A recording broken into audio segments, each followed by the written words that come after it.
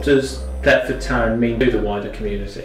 When you have Monday to Friday problems, whether it be at home or health or anything, when you come out on Saturday, you're with your peers, you forget those things and you support each other. And it's so important that mental health, that lads and ladies are coming into a football club and talking.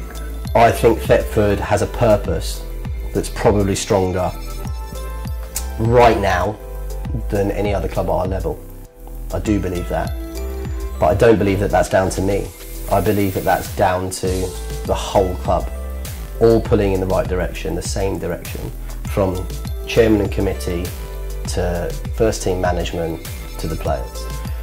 And it's slightly different reasons for different people, but everyone's aligned because they want to achieve something. And if we can help 1, 2, 3 people just engage about their own mental health, problems, worries, or just questions, then it'll be worthwhile and worth every second of it.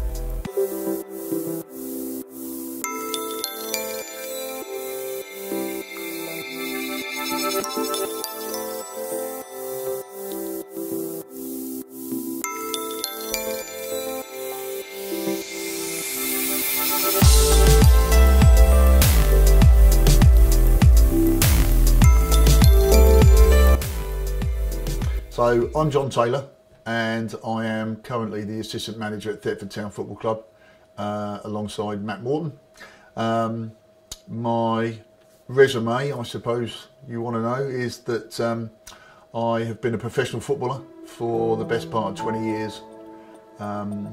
Enjoyed some really good times, and locally around Cambridge done some really good things. I'm a compulsive gambler. In and at about 10 years of recovery, so I haven't had a bet for 10 years, but that was something that gripped me for all of my life, barring the last 10 years. I also don't drink, because I think I got to the point where that was becoming a problem for me too, so I haven't had a drink for about 10 years either. And my life in the period of sort of abstination from both gambling and drinking has grown, and my life has become better.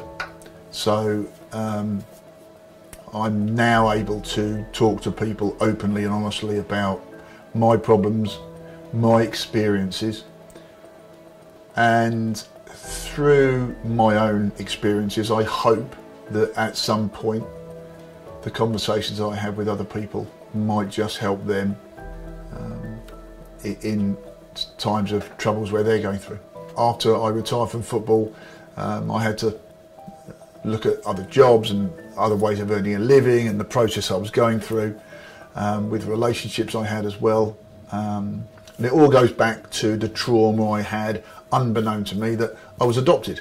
I was adopted. My mother had me, my blood mother had me, and literally I was taken away in '64 for adoption, and my birth mother saw me as I went away and never saw me again. And I was brought up by my mum and dad, who were fantastic. They were brilliant. They were lovely parents. I didn't really want for anything. Well, I didn't want for anything, although I wasn't spoiled. But we came from a comfortable background. They were both school. One was a school principal, one was a teacher.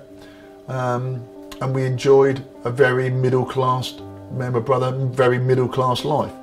But I didn't realise that for me, the trauma of separation, anxiety, and sort of, you know, not being theoretically wanted when I was a baby, had major repercussions in my life as I grew up.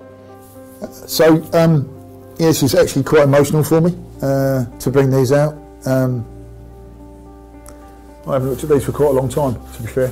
So, this is the birth certificate. I was born 24th of October 1964, but this was made of the 12th of May 65. So this is my certified copy of me, John Patrick Taylor, as my parents gave me the name. And this is the adoption order for me, which actually says that when I was born, my name was David Garnham. And this is my birth mother. There she is. That's not me, by the way. So I think that's one of my sisters. Not the greatest of pictures, but that's one of my sisters. And the reason that my name became David to John was because my adoptive parents, bless them, they already had one adopted son, and his name was already David. So of course, you were never going to have two Davids. So being the second one, my name got changed. So there we go. And these are just things that I found out myself about my mum and her husband and the two sisters that I have still got. And then this other picture that I have here, again with my mother, and this one which is just taken and put on a bit of paper. You probably won't be able to see very clearly, but this chap on the left-hand side is actually my real dad. Obviously both of them have passed now, and I've never met either of them, but yeah, that's part of my life. And I think in some way the trauma of being adopted and going through that type of experience, subconsciously as you grow up, and then, you know, working through it as I became much older, has allowed me now to realise and understand my more balanced life, so to speak. But it's certainly taken a long time, a lot of hard work, a few broken hearts along the way. But thankfully we're in a better place, and yeah, although it's quite emotional to look back on it, it's something that I can now look on and understand where I was from and where my life was when I was initially born, and understand how tough it can be on both adoptive children, parents, and the real birth parents who, as I understand from my real mother, she never got to know who I was after the very first moment that she bore me in '64. I think that playing football, in part, was a helpful situation for me, in the most part, because over time I learned to understand that I needed love, because I obviously felt subconsciously unloved by my birth mother, and so the adulation most of the time through football, when people most of the time when you're playing well adore you, it helped me. The other things that were with it, i.e. certainly the gambling, gave me an outlet on overly worrying too much about too many other things outside of my own mindset. Now we've got people in who have come together as a team, so we as a club, I would say, from the board and the chairman to the first team as a club, we've gone from a togetherness of 4 out of 10 to a togetherness of 7.5, 8 out of 10. There are still things, and the dynamics of the club can still be improved, no question, but we are in a much better place as a group. This year obviously things have developed because we've been given the backing by the board, and we haven't got a huge budget, but we've used it wisely. We've got some people in, and I think that we've created, through our own understanding of people, probably more than football, we've created a really good spirit within the group and an understanding of people, probably more than actually having great footballers in. We've created a team spirit, which means much more than anything else, probably. You could ask why people like myself or John Taylor or Matt Morton or anyone on our committee, why do they do it? And they do it because they feel part of a community. We're human beings. We like to be part of something. Why do I do it? I would rather be playing football, but too old to play football. But at the same time, I do it because that is a nice community feeling, and people need to feel part of things. If they're not part of things, that's when all things, the mental health comes into it, the loneliness thing comes into it. You know, we're here for people to get together, whether it be players, whether it be the old folk, or anything. Can you tell me about your background, your personal life, and how you ended up at Thetford? So I guess that starts with how did I get into football in the first place, which was not as young as some.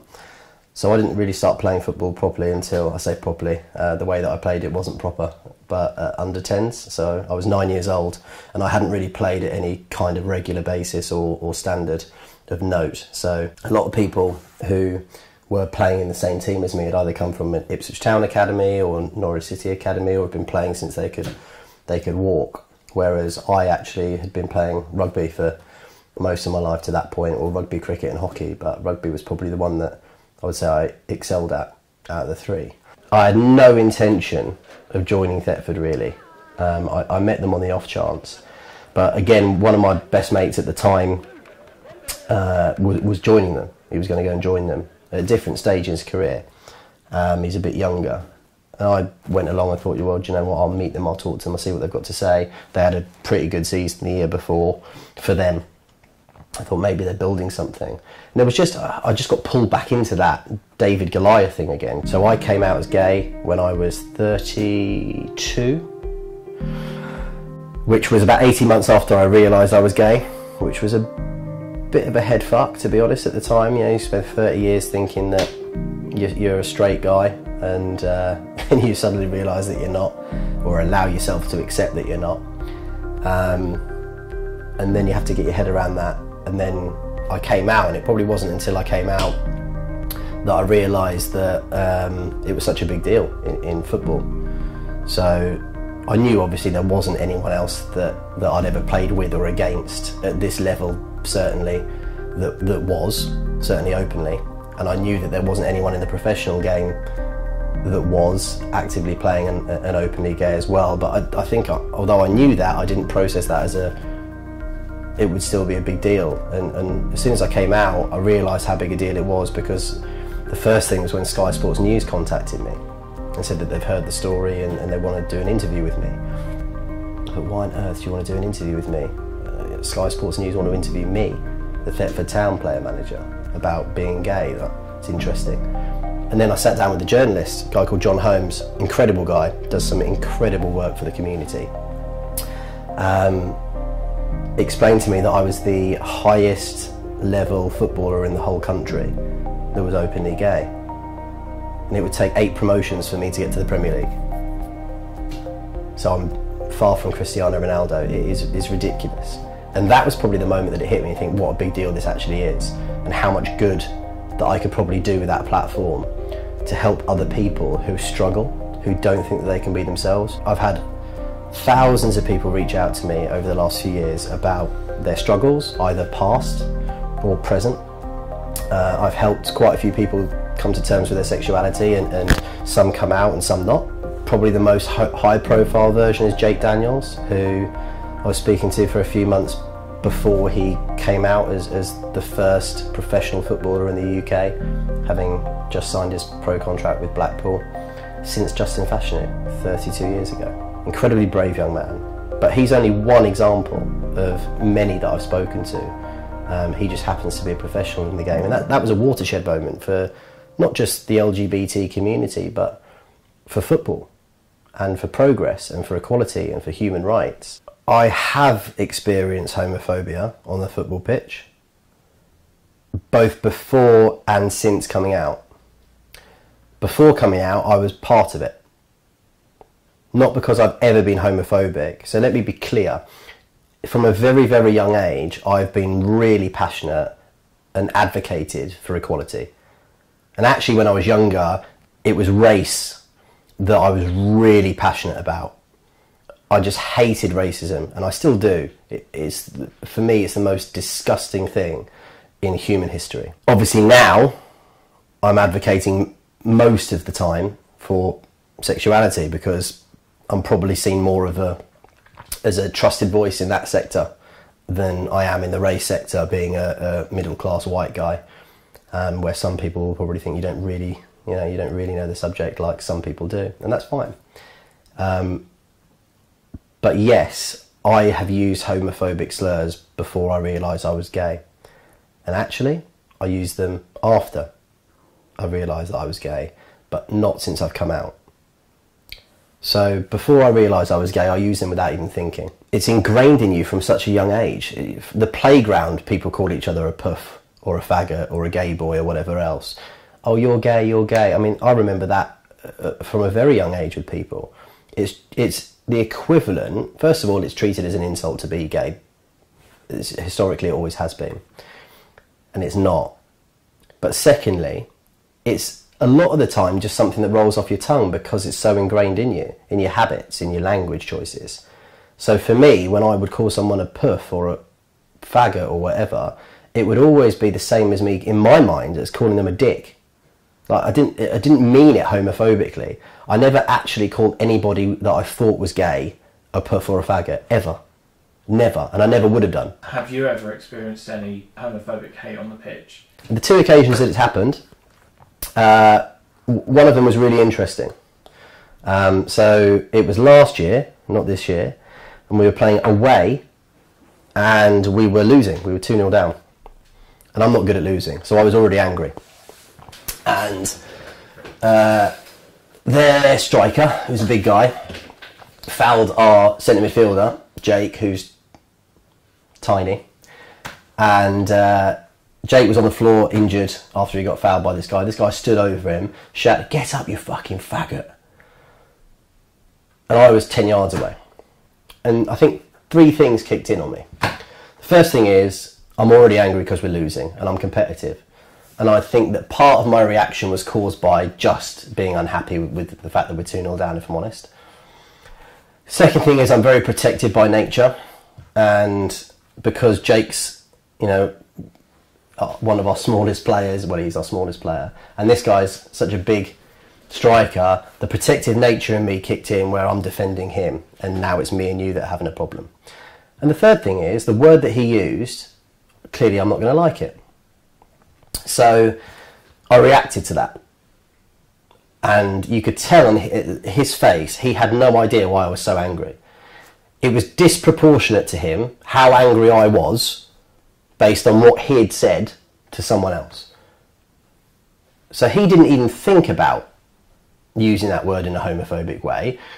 He could have, in his mind, quite easily have just said, "Get up, you cunt," or "dickhead," or whatever, as far as he was concerned. Whereas to me, it was poof, such a big thing that he'd said within 10 yards of me.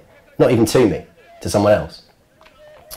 So after the game, he was almost avoiding me, and I made a beeline to walk over to him. And he could see me coming, and when I got within 10 yards of him, he kind of put his hands up like this, and he said, "Listen, I don't know what I did, but what was the problem?" And I said, "You know what you did, you know what you said." And he said, "No, honestly, I don't.